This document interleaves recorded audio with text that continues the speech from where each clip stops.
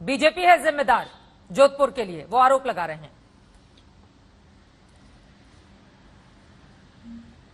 चित्रा जी, सबसे पहले भगवान परशुराम जयंती की, अक्षय तृतीया की और ईद की सभी भारतीयों को शुभकामनाएं।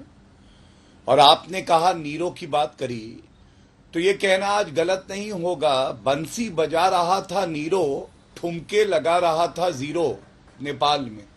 और मैं क्यों ऐसा कहता हूं, देखिए, एक मंत्री आपके चैनल पे आके जिम्मेदारी लेने की बजाय क्या बोला, उन्होंने 3 बातें बोली। उन्होंने कहा चुनाव के 1.5 साल बचे हैं, मतलब 1.5 साल पहले से ही इनको लगने लगा कि अब चुनावी मौसम आ गया है, तो इनको जिम्मेदारी नहीं लेनी है। अगर कानून व्यवस्था ध्वस्त रहे और अशोक गहलोत मस्त रहे तो भी बीजेपी पे ठीकरा फोड़ दो।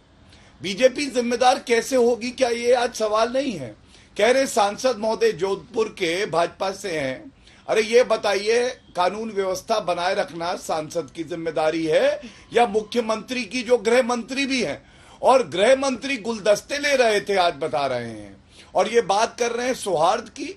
लेकिन आज जनता के मन में ये बात है कि हिंदू त्योहार हो, हिंदू नववर्ष, रामनवमी, तो भी ये लोग इस तरह के दंगों को रोक नहीं पाते। और आज ईद के समय में भी दंगे होते हैं। मतलब ना हिंदू सुरक्षित है, ना मुसलमान सुरक्षित है, केवल और केवल ओछी राजनीति हो रही है। और दूसरी बात, मैं एक बात सवाल पूछता हूं, ये जो तलवारें लहराई जा रही थी, ये तलवारें आई कहां से?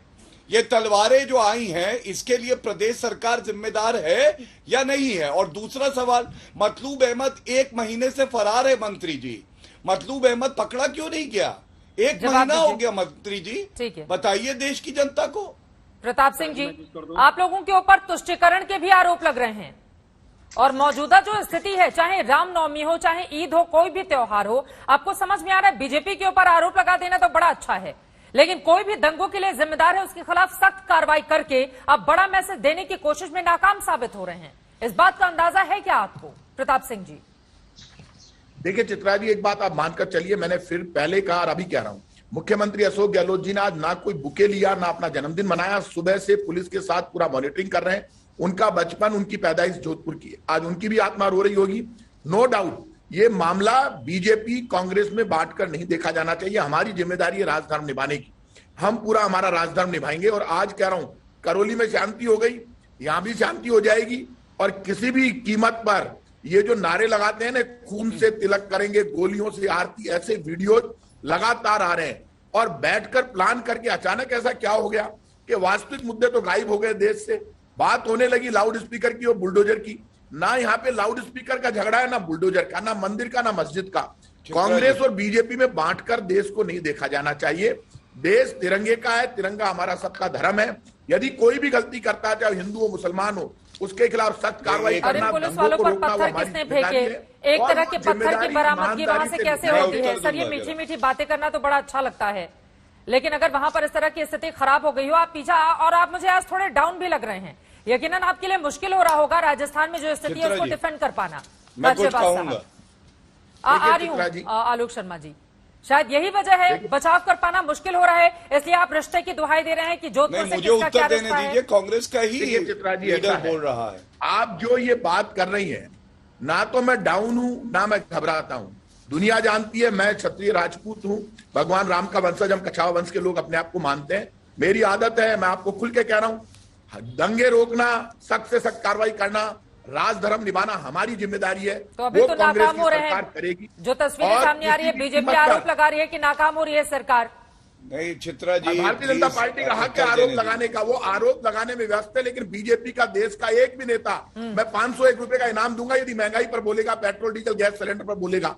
कई बार हमने कहा 1100 रुपए ले लो, 500 बोलो तो सही, इस पे नहीं बोलेंगे। राजस्थान इनके आंख की किरकिरी है। अभी राजस्थान को टारगेट करके गंगानगर में पेट्रोल डीजल देश में सबसे महंगा मिलता है या नहीं मिलता है? राजस्थान के श्रीगंगानगर में पेट्रोल डीजल सबसे महंगा मिलता है, नहीं मिलता है? तो महंगाई पर तो सभी को बोलना पड़ेगा ना सर। अभी तो आ जाते हैं जो दंगे हो रहे हैं उस पर बोलने के लिए, अभी तो दंगों पर बोलिए ना सर। वहां पर तस्वीर जिस तरह की सामने आ रही है भयावह, मैं तो उस पर आपसे सवाल पूछ रही हूँ। कम कर लीजिए, वहीं से एक एग्जाम्पल सेट कर दीजिए। गौरव भाटिया जी आप जवाब दीजिए, उसके बाद मैं बाकी मेहमानों के पास जाऊंगी। धन्यवाद। देखिए, सबसे पहले तो मैं 5100 रुपए का इनाम दूंगा मंत्री जी को। मंत्री जी बस इतना बता दीजिए, मतलूब अहमद जो है इसको गिरफ्तार कब करेंगे आप? दूसरी बात, ये जो उपद्रवी हैं इनका धर्म देख के कार्रवाई तो नहीं करेंगे ना मंत्री जी? मुझे उम्मीद है कि इन पे भी राजद्रोह का मुकदमा लगेगा। जैसे महाराष्ट्र में कांग्रेस की सरकार है, वहां पे हनुमान चालीसा पढ़ने पे राजद्रोह लगता है, तो ये तो पत्थरबाज हैं, तलवारें दिखाते हैं, वर्दी वालों को चोटिल करते हैं, जख्मी करते हैं, इन पे राजद्रोह लगाइएगा। और आप महंगाई पे बात करना चाहते हैं तो दो तथ्य मैं आपको बता दूं। बेरोजगारी 25% राजस्थान में है, लेटेस्ट डेटा देखिए। उत्तर प्रदेश में 4%, गुजरात में 2%। और सबसे महंगा पेट्रोल कहां है? राजस्थान में, श्रीगंगानगर में। सबसे ज्यादा बलात्कार के मामले महिलाओं के खिलाफ कहां पे हैं? राजस्थान में है। मतलब आपकी कानून व्यवस्था पूरी तरह से ध्वस्त है। और लॉर्ड ऑफ द ड्रिंक्स में बताया जा रहा है लॉर्ड ऑफ डिस्ट्रक्शन।